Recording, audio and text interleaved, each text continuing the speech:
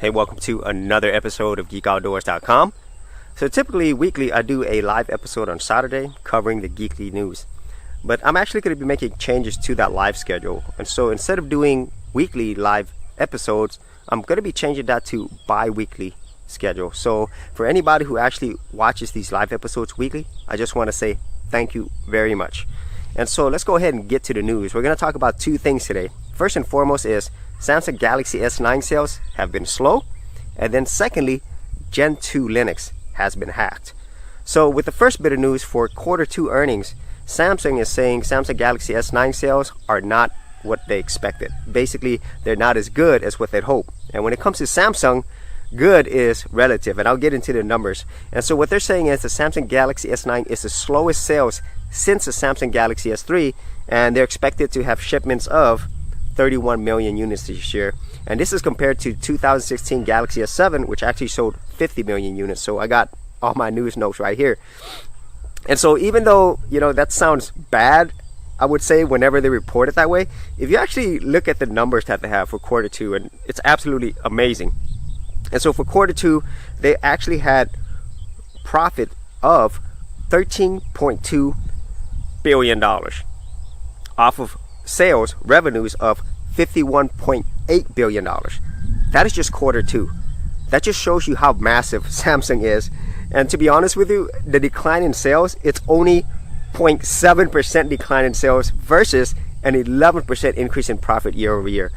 And so that is, to me, that's absolutely ridiculous when it comes to how much they've sold and the fact that, their profit margins are not as high. And so they're touting that as being slow or poor sales, which is actually funny. Now, Samsung is a big multinational corporation. They have many divisions besides their phone division. And one of the biggest parts of their business is their semiconductor and their panels business. So they produce a lot of chips for a lot of manufacturers, including their biggest competitor, Apple. They produce the screens for them as well, specifically the OLED screens. And so this year, Apple is making a change with their upcoming 6.1-inch phone. They're actually going to be using an LCD panel, and also some of their OLED panels are actually going to be farming out to Samsung's biggest competitor in the South Korean market is LG, which also produces OLED panels. And so Samsung will be taking a hit off of that sector of their business, the OLED panels.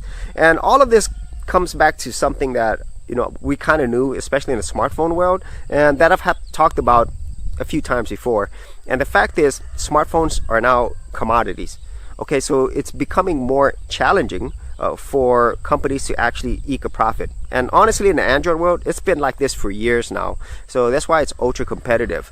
And so the thing that distinguishes Samsung and Apple among many other competitors is their brand is so powerful.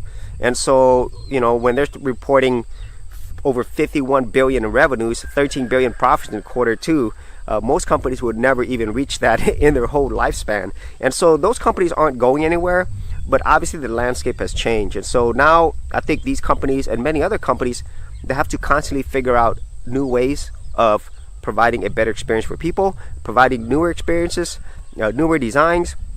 And so we're seeing that with their other competitors like Apple, mostly Chinese manufacturers, Xiaomi. All of these are pushing the envelope. And I would even say Motorola, which is also owned by Lenovo.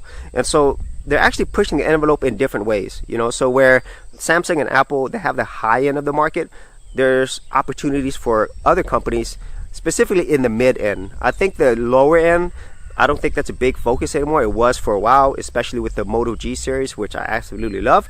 But now we're getting into the mid-tier end. And for myself personally, unless there's a huge difference, in terms of both quality and features, I really don't feel like I need to upgrade. This is the LG G5. It's over 2 years old now. It's an okay phone. It's not the best phone. But at this point, I still don't need to upgrade it unless there was something extremely compelling. Now for myself, the only reason I'd upgrade this right now is I want better video and camera quality. And obviously I still want a micro SD card slot and a headphone jack. So those are the things that are important to me. But overall, we could see that the whole smartphone market, it is becoming, I would say, less exciting. It's becoming harder to make a profit. And so that will probably mean we're going to see some cooler stuff soon. The things that I keep thinking about and have talked about before is flexible screens, where you could just wrap it around your hands or your arms. That's really cool, and that's going to be using a really thin screen technology. So let's go ahead and get to the second bit of news, and that is Gentoo Linux just got hacked. And they were actually hacked on June 28th, and what got hacked was actually Gentoo Linux GitHub account.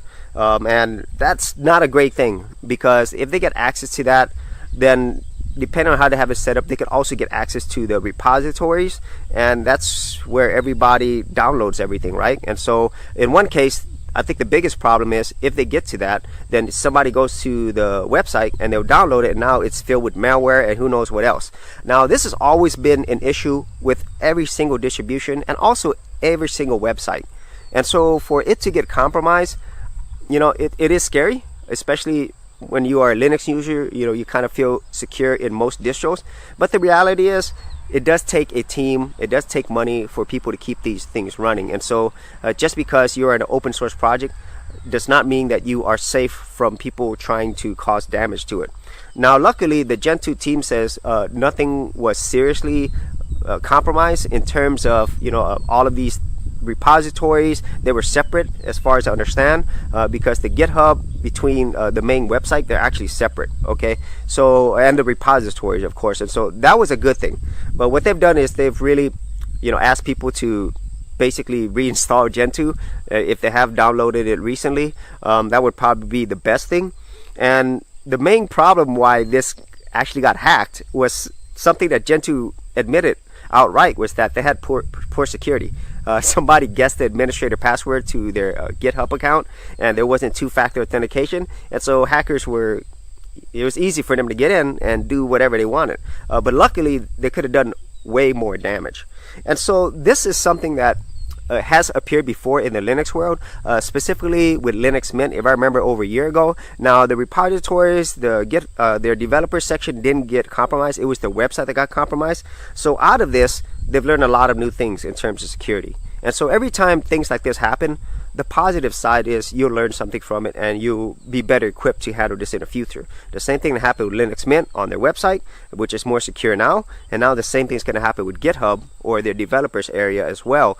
And so that is the positive out of it. And so hopefully, if people read this news, and I think the only people who really read this news is people who are interested in Linux or open source, but in the general public, I hope that doesn't put out a negative thing to where they're thinking like, oh, this stuff is free, and so that means it's not secure. Okay, whereas if you think of all the security compromise that go on every day, especially with big companies, proprietary or not, they have the same issues.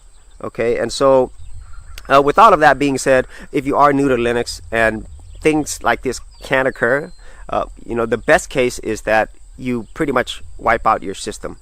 Okay, that makes sure that there's no remnants of it, and obviously you should have backups. Okay, and so just have backups and just wipe out the whole operating system, download it again, and put it on again. And I know that's not 100%, but I've had to do that before in the past, and so I always keep my most important stuff on an external drive, separate drive. So then if I need to reinstall the operating system, it's fairly simple, and I still have all my important files. I don't have to do anything with that. So that's my personal opinion.